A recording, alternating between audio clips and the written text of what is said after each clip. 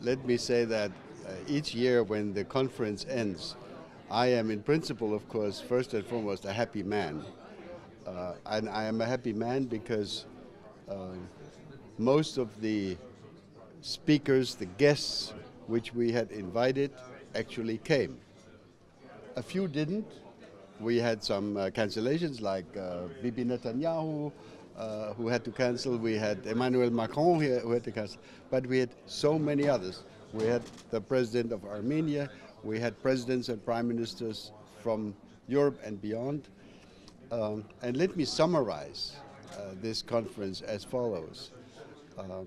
I think this weekend has demonstrated once again that we have a world that has a real problem, that international order is not guaranteed, that efforts need to be made to make sure that international law is respected, that international institutions are not weakened, that efforts are made by all to end existing conflicts, and that, of course, we might take as an encouragement that here and there, actually, some conflicts are being ended successfully. And I was so pleased that we were able to award our annual award to the Prime Ministers of Greece and now called North Macedonia, because after 25 or 27 years, they found a way against domestic opposition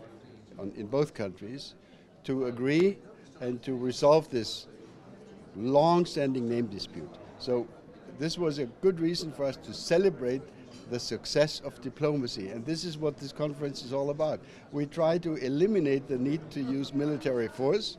We try to plead in favor of conflict solutions. We try to help those that need help in resolving existing conflicts, and we try to promote global stability and the rule of law. We have a conflict in our region, so how is Nagorno-Karabakh conflict? What opinion do you have about it? Well, this is another one of these long-standing conflicts, of course, and it is one that is particularly difficult to resolve because a military force was used in the conduct of this conflict. So I'm sure there is a lot of bad blood involved, and huge political efforts are required. I was extremely pleased that when we had our last important conference in Minsk, the president of Armenia agreed to participate in a discussion with counterparts from Azerbaijan to discuss the way forward. And I continue to hope that at some point, hopefully in the near future, we can celebrate kind of a success story like we did with Greece and Macedonia here in Munich. And if it's not, 12 months from now, maybe it's 24 months from now. Diplomacy requires determination, but it always also requires patience. And I think both need now to be applied.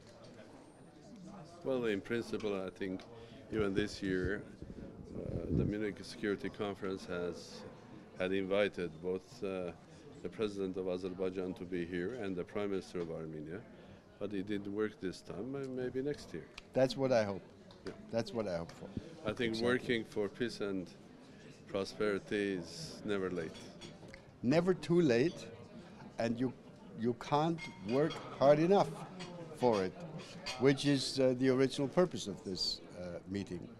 And let me conclude by saying that it's good that the efforts made each year here at this weekend and preparing for this weekend are increasingly recognized and appreciated also by countries far away from Europe. We had this year the highest level possible in terms of participation from such countries as China, for example.